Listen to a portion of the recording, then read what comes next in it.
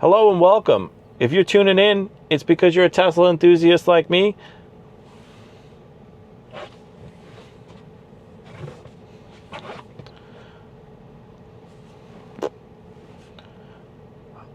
Hello and welcome, and thank you for tuning in.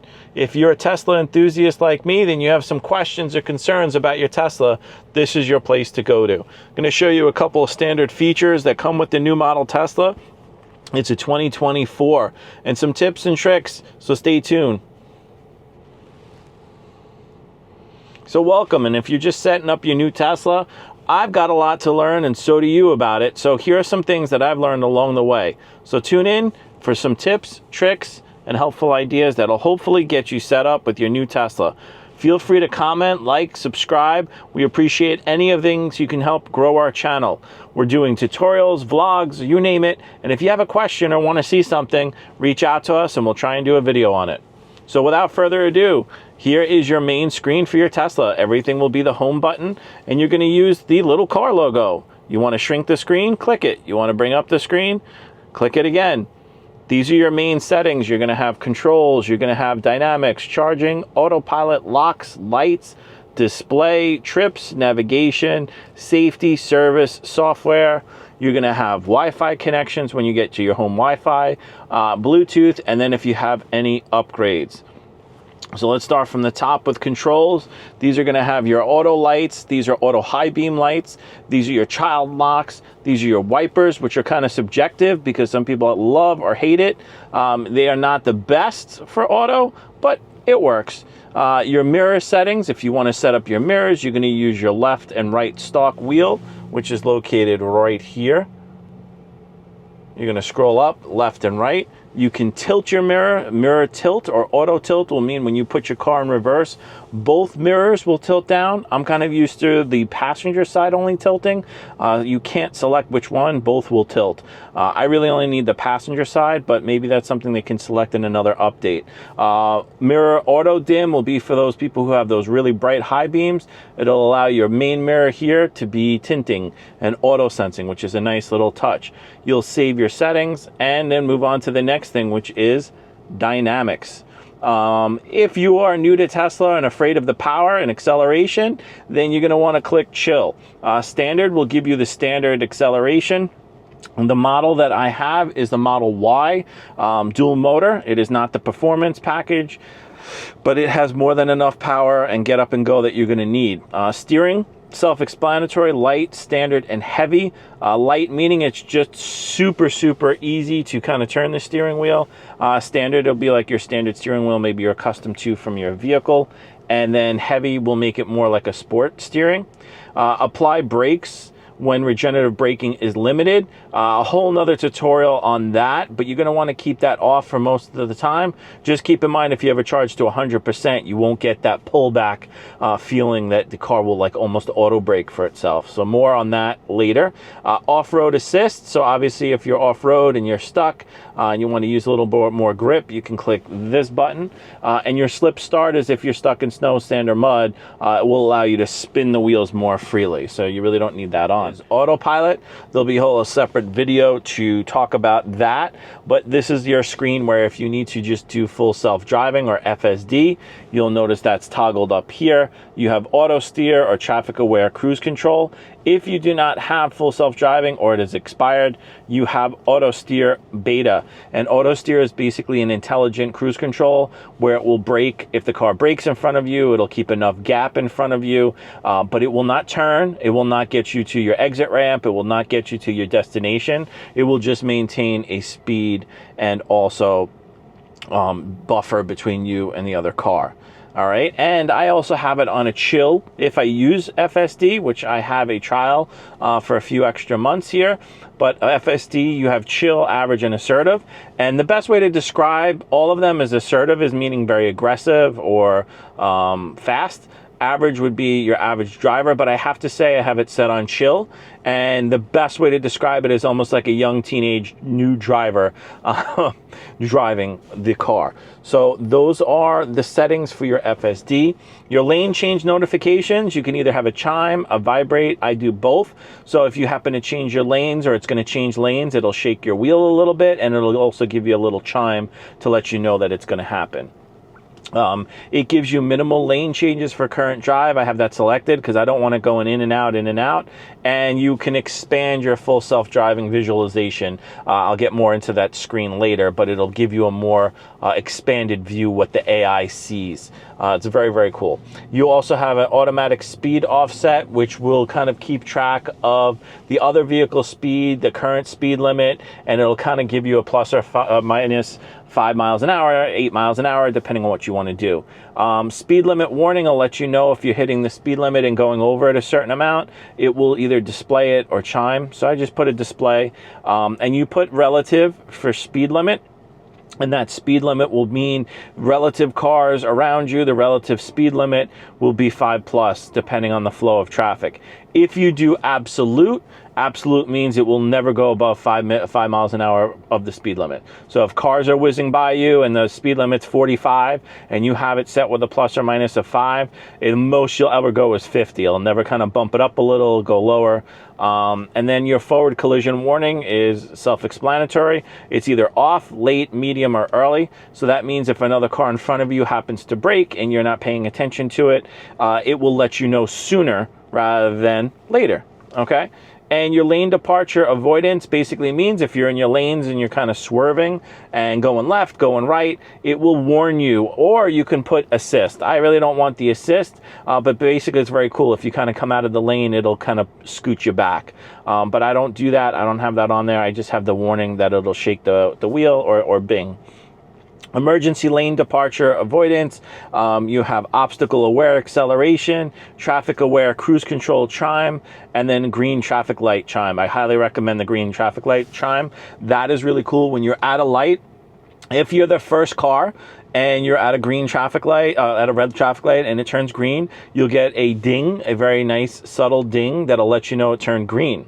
What's cool is if you're in a pack of cars and they're 5 deep and you're not the first person, even if the light turns green, it will wait a few seconds till the car in front of you actually starts to move to let you know the light's green and the traffic in front of you is moving.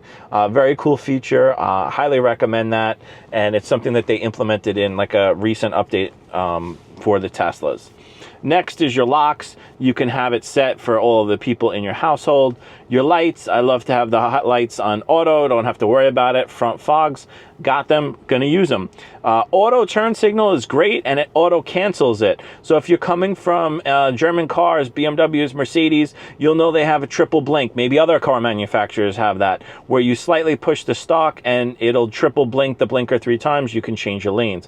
What is amazing and awesome with Tesla is because it has all of this software and recognition, you do that little triple blink, but the blinker will stay on until you actually change the lane or actually make the turn. If you're going into a turning lane, it will keep the blinker on and know when to cancel.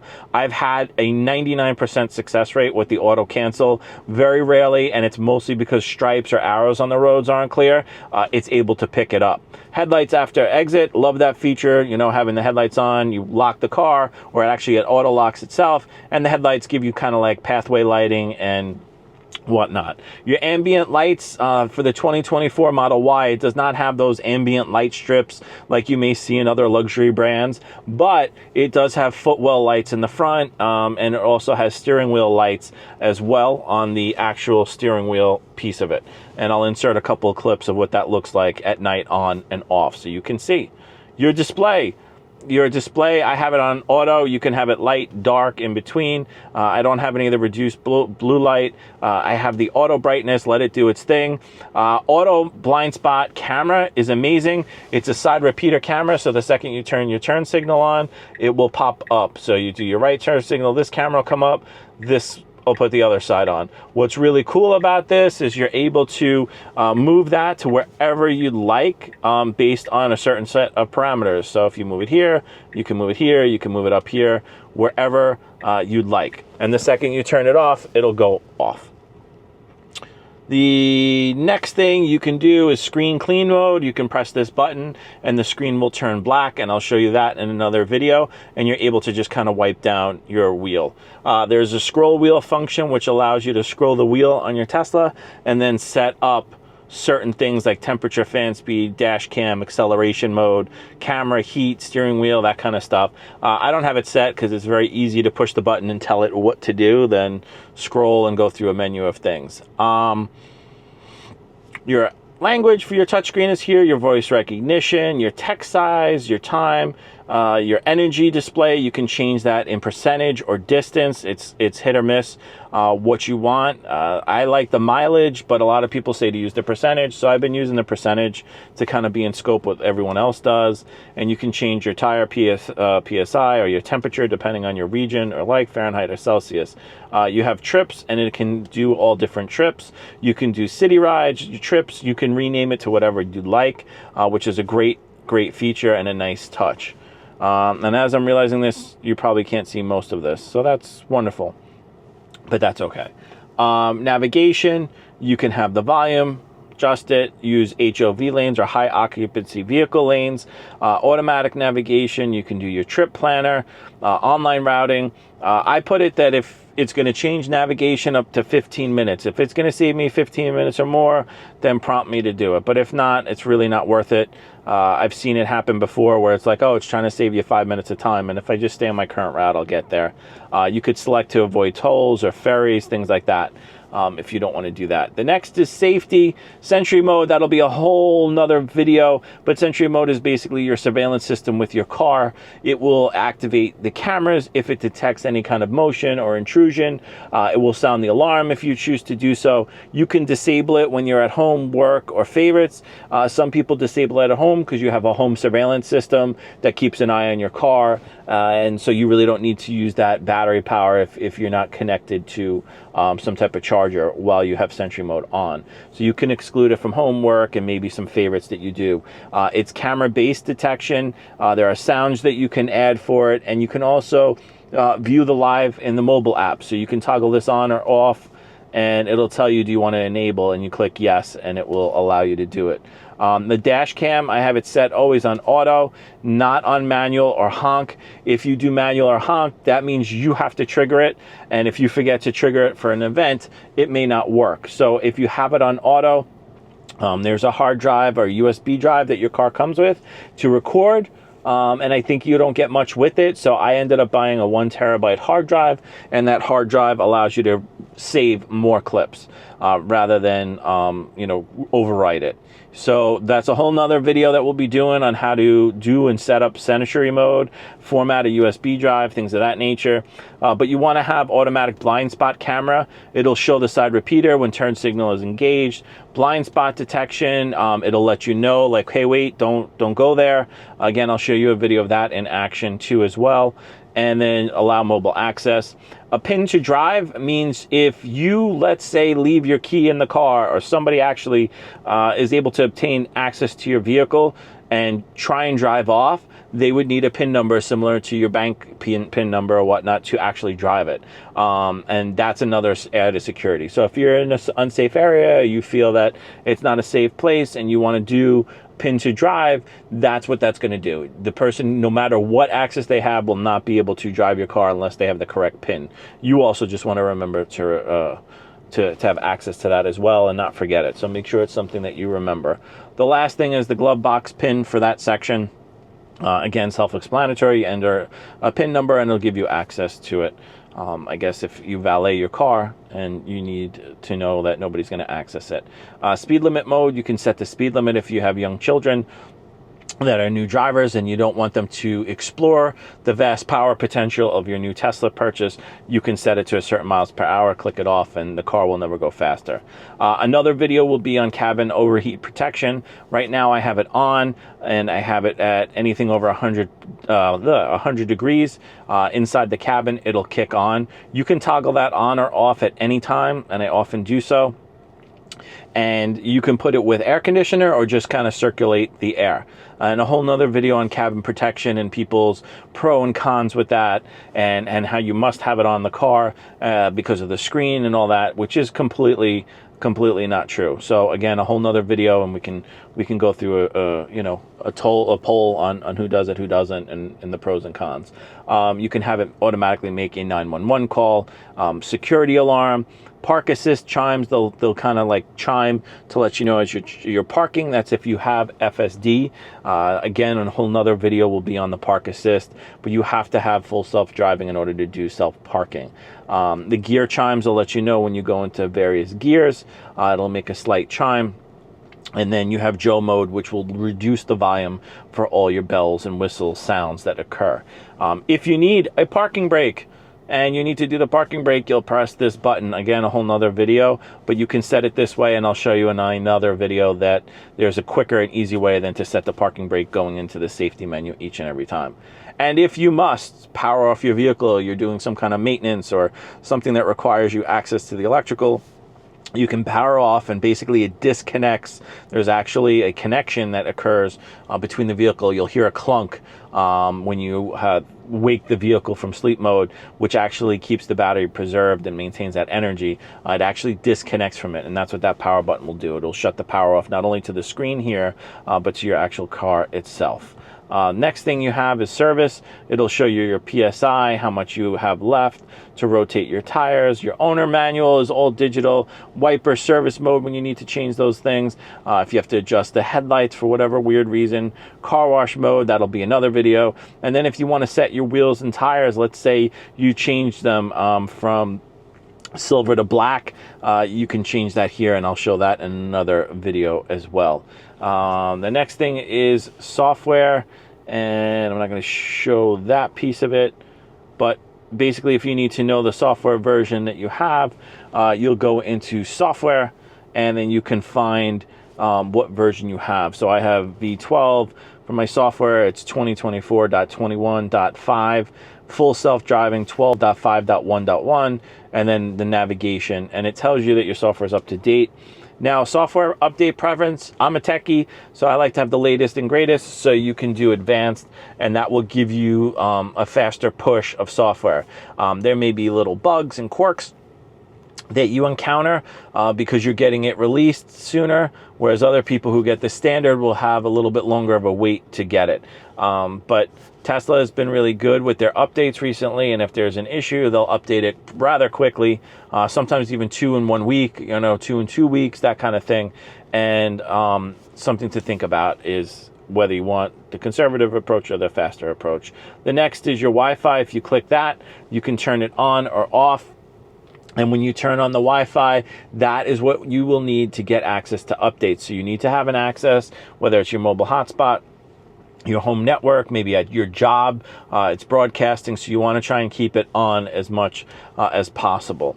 The next thing you'll have is your Bluetooth capability. You'll have your Bluetooth controllers. I have 2 gaming devices, and I can show you how that'll work in another video. And then lastly, your upgrades. So there's a thing called Speed Boost, in which you can get boost for your car. You used to be able to take points, and you still can, but if you're shy on those points, which I am, I need about like 500 more points, which is crazy to get this. You can actually get Speed Boost for free doing that if you do enough referrals, which that program has since ended. But right now you can do full self-driving for $99 a month. It includes autopilot, auto change, summon, smart summon, auto steer, traffic light, stop and start, sign control, you name it, it's going to do it. It's really good. Is it worth it? That's up to you. So when you get your Tesla, try the trial. I recommend you don't do it on close suburban roads.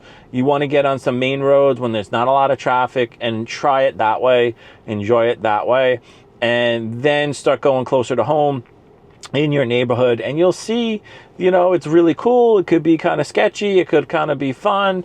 It's subjective, all right? But for those long cruise trips, definitely recommend it. So that's going to do it for this video. I know it was long and winded, but this takes you through every little menu control on your Tesla to get you started. Stay tuned for some other videos. We're going to deep dive some of the other sections and segments on what you can do with your Tesla.